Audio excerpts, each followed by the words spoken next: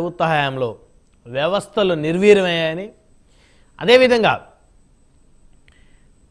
పౌర సరఫరాల శాఖకి సంబంధించి ప్రజలకు నిత్యావసర వస్తువులు పంపిణీ చేసేటువంటి శాఖలకు సంబంధించి అనేక అవకతవకలు జరిగాయని, అదేవిధంగా నాణ్యత లేనటువంటి సరుకుల్ని ప్రజలకు పంపిణీ చేస్తున్నారని, తూకాల్లో కూడా 400-500 గ్రాములు ఒక్కొక్క ప్యాకెట్కి, అటు ఆయిల్ ప్యాకెట్ కానీ, అదేవిధంగా కందిపప్పు కానీ, అదేవిధంగా రైస్ బ్యాగుల్లో అయితే ఈ విధంగా అంటే తూకాలు పూర్తిగా తక్కువగా ఉండి వైకాపా నేతలు అనేక అవకతవకలు చేశారంటూ నాదెళ్ల మనోహర్ పౌర సరఫరాల శాఖ మంత్రి ఆంధ్రప్రదేశ్ రాష్ట్రానికి సంబంధించి నూతనంగా ఆయనైతే విచారణకైతే ఆదేశించినటువంటి పరిస్థితి ఉంది. అదేవిధంగా ఇంకోవైపు చూస్తే వైజాగ్లో 450 కోట్ల రూపాయల పైన వెచ్చించి మరి జగన్మోహన్ రెడ్డి భారీ భవంతి నిర్మించారని, అందులో ఉన్నటువంటి ఆ నిర్మాణాలు కానీ కట్టడాలు కానీ ప్రజాధనాన్ని దుర్వినియోగం చేశారంటూ నిన్నైతే తెలుగుదేశం జనసేన నేతలు వెళ్ళి మరి ఆ భవనాన్ని కూడా పరిశీలించిన పరిస్థితి ఉంది. రిషికొండ పరిసర ప్రాంతాలకు సంబంధించి మొత్తానికి కనుక చూస్తే గత ప్రభుత్వ హయాంలో ఏవైతే అవకతవకలు జరిగాయో ఆ అవకతవకలను ప్రస్తుత కూటమి ప్రభుత్వం బయటపెట్టేటువంటి పరిస్థితులు అయితే స్పష్టంగా కనపడుతుంది. ఈ అంశాలు చర్చిద్దాం. ఇదే వాళ్ళ హాట్ టాపిక్. ఈ హాట్ టాపిక్లో మనతో పాల్గొనడం కోసం పుచ్చా విజయ్ కుమార్ గారు, తెలుగుదేశం పార్టీ రాష్ట్ర అధికార ప్రతినిధి, మనతోటి జూమ్ కాల్ అందుబాటులో ఉన్నారు. అదేవిధంగా ముక్కా శ్రీనివాస్ గారు, జనసేన పార్టీ సీనియర్ నాయకులు, మనతోటి జూమ్ కాల్ అందుబాటులో ఉన్నారు. అదేవిధంగా పెంటపాటి పుల్లారావు గారు, పొలిటికల్ ఎనలిస్ట్, మనతోటి జూమ్ కాల్ అందుబాటులో ఉన్నారు. అదేవిధంగా కుప్పం ప్రసాద్ గారు, వైఎస్ఆర్ కాంగ్రెస్ పార్టీ నాయకులు, మరికొద్దిసేపట్లో మనతో జూమ్ కాల్లో జాయిన్ అవుతారు. రైట్, ముందుగా పుచ్చా విజయ్ కుమార్ గారితో మాట్లాడదాం. విజయ్ కుమార్ గారు, గుడ్ మార్నింగ్ అండి. బ్రహ్మనాయుడు గారు, good morning. So Vijay Kumar గారు, మీరు ఉత్తరాంధ్రకు సంబంధించినటువంటి వాసి, సో అసలు ఏం జరిగింది రిషికొండ పరిసర ప్రాంతాల్లో? జగన్మోహన్ రెడ్డి గారి భవంతులన్నీ కూడా నిన్న మీ నాయకులు, అదేవిధంగా జనసేన నాయకులు కూడా పరిశీలించిన పరిస్థితి ఉంది. మార్నింగ్ బ్రహ్మనాయుడు గారు, ప్యానల్ పెద్దలకి, అదేవిధంగా ప్రైమ్ 9 టీవీ చూస్తున్న ప్రేక్షకులందరూ కూడా నమస్కారం.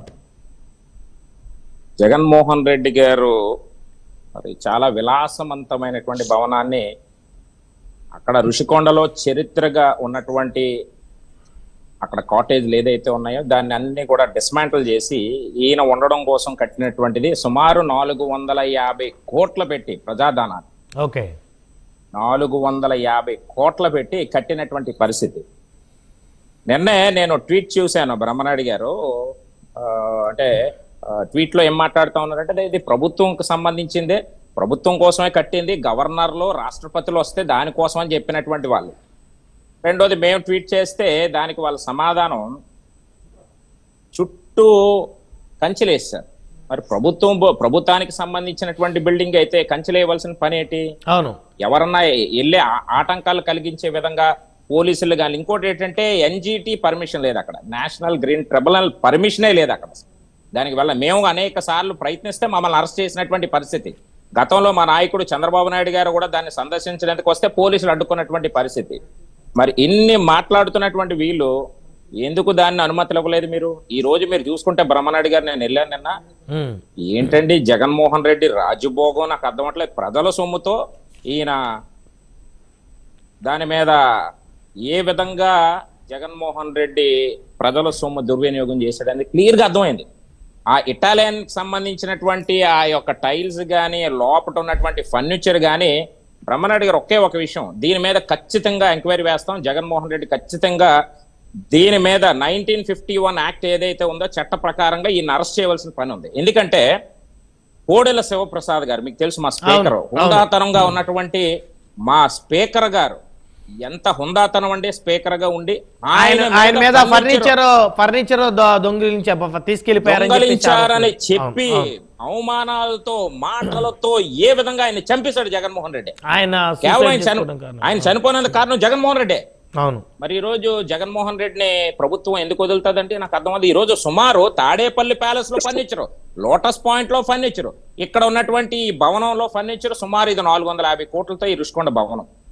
ఎవరి సొమ్మండి నాకు అర్థం అవట్లేదు. జగన్మోహన్ రెడ్డి చేసినటువంటి విలాసాలు ఒక్క విషయం గుర్తు చేస్తాను. జగన్మోహన్ రెడ్డి 2004కు ముందు రాజశేఖర్ రెడ్డి గారికి ఆస్తులు ఏమి అన్ని పోయాయి. 2000 గజాలు బంజారా హిల్స్ రోడ్ నంబర్ 18లో అమ్ముకునే స్టేజ్. 2000 గజాలు. అక్కడ నుంచి జగన్మోహన్ రెడ్డి ఇన్ని ఆస్తులు ఏ విధంగా వచ్చాయో ఒకసారి రాష్ట్ర ప్రజలు కూడా ఆలోచించాలి. అంటే ప్రజల తాలూకా సొమ్ముని దోచుకొని ఇప్పుడు వరకు తండ్రి హయాంలో దోచేశాడు. ఇప్పుడు ప్రభుత్వం వచ్చిన తర్వాత ప్రజల సొమ్ముతోనే దోచుకొని తినేటువంటి పరిస్థితి ఈ రోజు క్లియర్ గా కనపడ్డది. ఈ రోజు ఋషికొండ దగ్గరికి వెళ్ళడానికి ఆంక్షలు అండి. ఏరియా 57 అని అమెరికాలో ఉంటది, అక్కడికి ఎవరో వెళ్ళడానికి లేదు. అలాంటిది ఇక్కడ ఆంక్షలు తీసుకొచ్చి ఎవరిని వెళ్ళలేనటువంటి పరిస్థితి. నిన్న రోజా గారు మాట్లాడతారు, ఒక మాట ట్వీట్ చేసి ఒక వీడియో చేసింది ఆవిడ. ఆ వీడియోలో ఆవిడ మాట్లాడుతుంది, అది ఎవరో సలహాలు ఇచ్చారట, ఆ సలహాల ప్రకారమే ఎక్కడుంటే బాగుంటుందని. ఇగోండి చూడండి.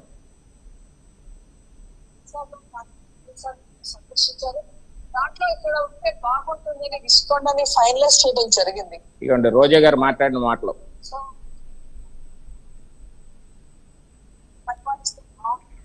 ఎక్కడుంటే బాగుంటది ముఖ్యమంత్రి గారు, ఎక్కడి నుంచి పరిపాలన చేస్తే బాగుంటదని 3 man కమిటీ సలహా ఇచ్చిందట వీళ్ళ గారికి. అంటే ఎంత దారుణం చూడండి బ్రహ్మనాయుడు గారు. ఇదా అంటే ప్రభుత్వాన్ని ప్రజలు నీకు 151 మ్యాండేటరీ ఇస్తే ఈ రోజు రాష్ట్ర ఖజానాని దోచేసి ఈ రోజు అక్కడ ఉన్నటువంటి పరిస్థితిలో ఎవరిని కూడా ప్రతిపక్ష పార్టీలు కూడా వెళ్ళలేనటువంటి దుస్థితిలో ఈ రోజు జగన్మోహన్ రెడ్డి చేశాడంటే ఇది చాలా దారుణం. ఇది ఖచ్చితంగా దాని మీద ఎంక్వైరీ వేయాలి. ఎందుకంటే కోడెల శివప్రసాద్ గారిని ఏ తరహాలో ఫర్నిచర్ ఈ రోజు సుమారు నాకు తెలిసి ఈ ఫర్నిచర్ సంబంధించి తాడేపల్లి ప్యాలెస్ లో అక్కడ కరెంట్కి సంబంధించి ఆ స్లైడింగ్ డోర్స్ కి సంబంధించి అన్ని కూడా లెక్కేసుకుంటే 45 కోట్లు అండి. అవి కూడా 45 కోట్లు ఆయన కట్టాలి. 45 కోట్లు కట్టాలి. ఇక్కడ ఏదైతే దుర్వినియోగం చేశాడో చట్ట ప్రకారంగా ఆయన మీద ఖచ్చితంగా చర్యలు తీసుకోవాల్సినటువంటి పరిస్థితి. ఈ రోజు మనం చూసాం రాష్ట్రాన్ని ఏ విధంగా రావణ కాష్టం చేస్తాడో మనందరికీ కూడా తెలుసు. ఈ రోజు రాష్ట్రాన్ని అధోగతి పాలు చేస్తాడు. ఈ రోజు ప్రజలు ఊహించలేనటువంటి కోలుకోలేనటువంటి దెబ్బ కొట్టారు. ఏవో అనుకున్నాడు, అంటే నొక్కేస్తా ఉన్నాను, బటన్ నొక్కేస్తా ఉన్నాను, నాకు ఇచ్చేస్తారో జనాలు మ్యాండేటరీ అని చెప్పేసి అనుకున్నాడు. ఈ రోజు ప్రజలు ఒకటే నిర్ణయించుకున్నారు, వనరులు లేవు, సంపద లేదు, పరిశ్రమలు లేవు, ఎలాగా అభివృద్ధి చేయాలో రాష్ట్రాన్ని తెలియనటువంటి అవగాహన మూర్ఖుడు జగన్మోహన్ రెడ్డి. అందుకే ప్రజలు నీకు ప్రతిపక్ష హోదా కూడా ఉండకూడదురా నాయన, నువ్వు ఎక్కడ కూర్చోవాలి అక్కడ కూర్చో అని చెప్పి ఆ 11తోనే సరిపెట్టేశారు ఈ రోజు రాష్ట్ర ప్రజలు. అంటే ఒకటి గుర్తుపెట్టుకోవాలి, ఈ రోజు మేము వచ్చిన వెంటనే already we started all the works. Chandrababu Naidu గారు ఒకే రాజధాని అమరావతి రైట్ స్టార్ట్ చేశారు వర్క్. ఈ రోజు రాజధానిలో 33,000 ఎకరాలు ఇచ్చినటువంటి రైతులు సంతోషం ఈ రోజు చూస్తూ ఉంటే రాష్ట్ర ప్రజలందరూ కూడా హర్షించారు. ఎందుకంటే వాళ్ళు పోరాటం చేశారు, సుమారు 100,000 రోజు పోరాటం చేసినటువంటి పరిస్థితి. జగన్మోహన్ రెడ్డి ఈ రోజు రాష్ట్రాన్ని ఏ విధంగా రావణ కాష్టం చేశాడు. 5 రూపాయలకే భోజనం పెడితే అన్న క్యాంటీన్లు కూడా తొలగించినటువంటి పరిస్థితికి రేపు మాకు మా నారాయణ గారు మున్సిపల్ శాఖ మంత్రి గారు ఆల్రెడీ నిన్న స్టేట్మెంట్ ఇవ్వడం జరిగింది. ఇంకొక 3 వారాల్లో అన్న క్యాంటీన్లు పేదవాడు సంతోషంగా 5 రూపాయలు భోజనం చేసే అవకాశం మళ్ళా మేము కలిగిస్తా ఉన్నాం బ్రహ్మనాయుడు గారు. అంటే ఒకటి ఇక్కడ నేనేమంటానంటే ప్రభుత్వం అనేది ఏర్పడ్డది అంటే ప్రజలు ఇచ్చినటువంటి అవకాశాన్ని వినియోగించుకోవాలి. కానీ జగన్మోహన్ రెడ్డి దుర్వినియోగం చేశాడు మొత్తం అంతా కూడా. ఈ రోజు రాష్ట్రంలో ఏ విధమైనటువంటి పరిస్థితులకి తీసుకెళ్లిపోయాడు అనేది రాష్ట్రం. ఈ రోజు ఉత్తరాంధ్ర అన్నాడు, ఈ రోజు ఇక్కడ ఉన్నటువంటి పెద్ద మంత్రులు ఉన్నారు, బొత్స సత్యబాబు ఈ రోజు చిత్తుగా ఓడించాడు మా కళా వెంకట్రావు గారు. అంటే ప్రజలు ఓడించారు, కళా వెంకట్రావు గారు గెలిచారు అక్కడ చీపురుపల్లిలో. అంటే ఆయన అడ్డా అనమాట చీపురుపల్లి. ఎప్పుడు కూడా ఈ రోజు అక్కడ ఉన్నటువంటి సమస్యలు వస్తున్నాయి. ఒక్కొక్కరు మమ్మల్ని ఇన్ని సంవత్సరాలు కూడా మేమేమి మాట్లాడలేకపోయాము. ఈ చిన్న సీను బొత్స సత్యబాబు మేనల్డ్ చేసినటువంటి అరాచకాలు అక్కడ భయపడుతున్నారు, భయాందోళన పడుతున్నటువంటి పరిస్థితి. మొన్న నేను వెళ్ళాను చీపురుపల్లి కూడా. అంటే వీళ్ళు ఏ విధంగా రాష్ట్రాన్ని గుప్పిలో ఒక పక్క చూసుకుంటే ధర్మాన ప్రసాద్, ఇంకొక పక్క చూసుకుంటే ధర్మాన కృష్ణదాసు, ఇంకొక చూసుకుంటే పెద్ద స్పీకరు డిగ్రీలో హెచ్ఈసి చేసినటువంటి స్పీకర్ ఉన్నాడు మనకి తమ్మినేని సీతారాం. అంటే ఇలాంటి నాయకులందరూ ఉత్తరాంధ్రలో ఉండి ఈ రోజు అందరినీ తుడిచిపెట్టేశారు. ప్రజలంటే ప్రజలు దేనికి ఓటేశారు చెప్పండి? ఈ రోజు అభివృద్ధికి ఓటేశారు. అంటే అభివృద్ధి చేయగలిగే ఏకైక నాయకుడు నారా చంద్రబాబు నాయుడు తప్ప ఇంకొకరు ఎవరో కాదని చెప్పి ప్రజలు నమ్మారు.